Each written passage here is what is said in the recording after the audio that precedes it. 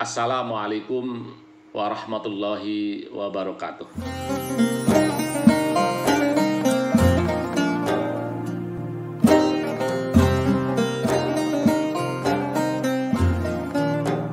Bismillah walhamdulillah wa syukru ala ni'amillah. Asyhadu an la ilaha illallah wahdahu la syarikalah wa asyhadu anna Muhammadan abduhu wa rasuluh. Amma ba'd. Para pemirsa,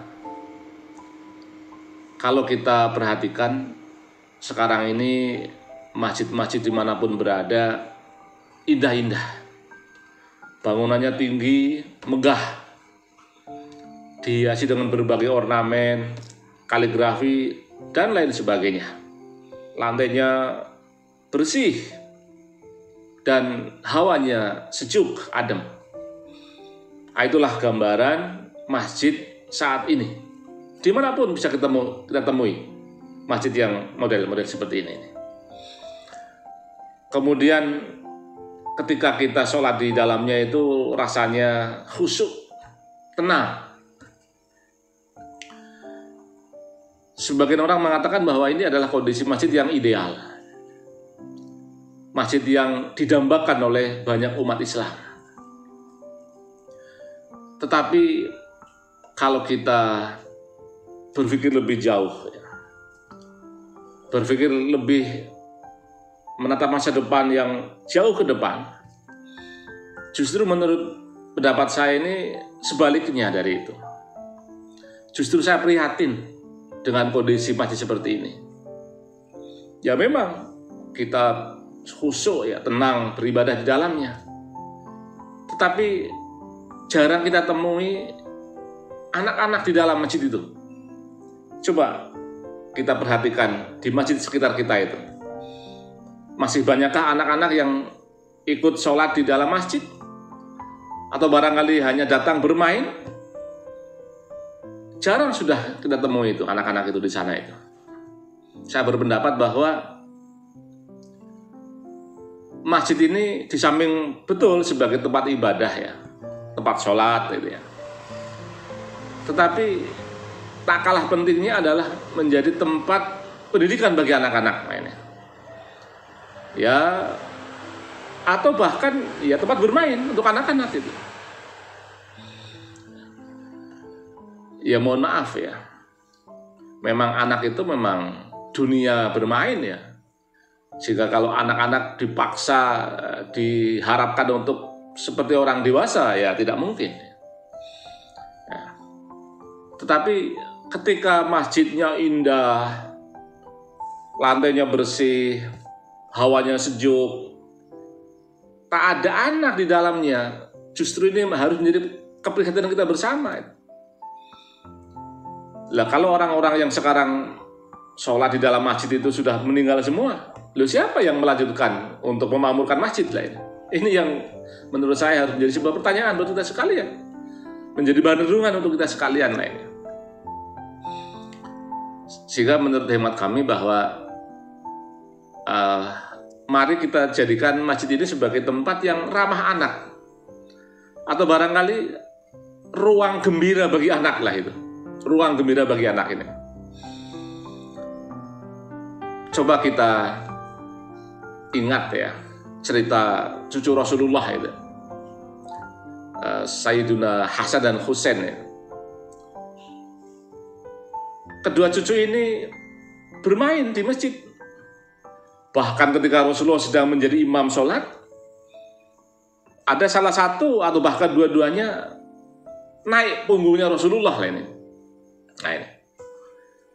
Dan saya belum pernah mendengar ada sebuah hadis yang menyatakan bahwa Rasulullah memerintahkan putrinya Sayyidah Fatimah untuk mencegah kedua putranya agar tidak bermain di masjid. Saya belum pernah mendengar hadis itu.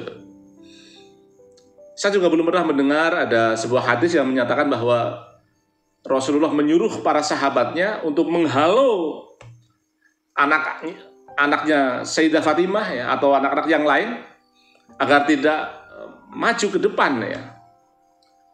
Nah, saya belum pernah mendengar hadis itu. Sehingga menurut hemat kami bahwa ketika ada anak sedang bermain di dalam masjid, ya biarkan saja. Memang anak ya memang dunianya bermain lah itu. Ya. Berisik misalnya, yo namanya anak-anak ya berisik lah itu. Bagaimana kalau anak kemudian dipisah? Ini pun menurut saya sebuah langkah yang keliru menurut saya. Ya, bagaimana anak bisa menonton orang sholat? Yang kemudian dari nonton itu kemudian dia meniru sholat lah. Kalau dipisah, bagaimana bisa menonton?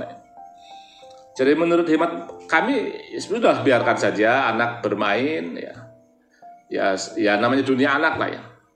Ya kita ajak sholat, ya mudah-mudahan mereka mau sholat. Ya perkara belum mau sholat sampai selesai, lalu kemudian bermain, ya itulah anak-anak lah gitu saya kira.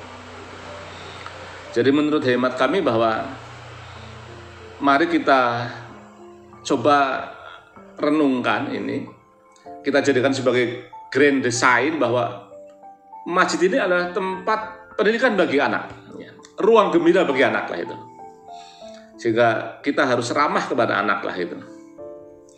Sayang sekali kalau masjidnya megah, indah, tapi tidak ada anak-anak yang di dalamnya. Bagaimana ke depan nanti lainnya? Saya sangat prihatin ini ada takmir Masjid Agung ini, saya tidak sebutkan di mana tepatnya, yang membuat tulisan itu, dimohon tidak membawa anak kecil atau balita di dalam masjid. Ini menurut saya takmirnya ini, mohon maaf, terlalu egois menurut saya. Terlalu berpikir untuk dirinya sendiri. Dia ingin ibadah khusyuk tanpa diganggu oleh anak-anak ini. Tanpa memikirkan bagaimana ke depannya, masa depan masjid itu sendiri lah itu. Nah ini sungguh sangat memprihatinkan ini, ada tulisan seperti ini di dalam di salah satu sebuah masjid agung ini. Ya. Ada satu ungkapan ini dari Sultan Muhammad Al-Fatih ya, yang saya kira bagus sekali kita renungkan ini. Jika suatu masa kamu tidak mendengar gelak tawa anak-anak, riang gembira di antara shaf sholat di masjid-masjid, maka sesungguhnya takutlah kalian akan datangnya kejatuhan generasi muda di masa itu. Nah, ini luar biasa ini kalau kita renungkan ini. Ya.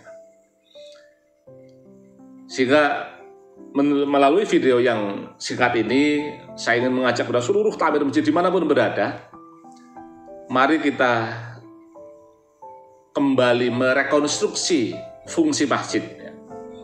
Sehingga masjid bukan hanya tempat ibadah bagi orang-orang tua saja, tetapi masjid juga menjadi tempat pendidikan bagi anak-anak, atau bahkan ruang gembira bagi anak. Ini saya kira penting kita jadikan bahan kesepakatan bersama ya, atau kesepahaman bersama dimanapun berada lah itu saya kira. Nah, sehingga masjid ini milik semua, bukan hanya milik orang tua, tapi juga milik anak-anak. Ya termasuk hal-hal yang membuat anak itu betah di dalam masjid kita suguhkan. Misalnya lampu yang terang benderang, lalu kemudian barangkali makanan-makanan kecil kita berikan ya. Mungkin sepekan sekali, mungkin sebulan sekali, sehingga anak-anak kemudian tertarik datang ke masjid. Lah ketika ada anak-anak misalnya mau bermain-main, ya kita ajak untuk sholat. Ya kalau toh mungkin belum mau, ya namanya anak-anak, sudahlah biar aja, yang penting dia betah di dalam masjid lah, saya kira gitu. Kemudian misalnya kita sedang sholat, lalu ada anak mau melompati sajadah kita. Ya kalau itu masih anak-anak biar saja lah, nggak usah dihalo lah itu. Yang dihalo itu ketika orang dewasa mau melompati atau mau melewati sajadah kita. Nah kita halo ya. Nah, tetapi kalau itu anak-anak ya udah biar saja lah. Toh nyatanya cucu baginda Rasul sampai naik punggung ketika Rasul sedang menjadi imam sholat. Nah, saya kira ini satu hal yang menurut saya penting kita jadikan bahan renungan dan menjadi konsep kita bersama, bahwa masjid bukan hanya tempat ibadah bagi orang tua saja, tetapi masjid adalah tempat pendidikan bagi anak atau bahkan ruang gembira bagi anak. Itu saja, mudah-mudahan ada manfaatnya. Wallahul muwaffiq ila aqwamit thoriq. Wassalamualaikum warahmatullahi wabarakatuh.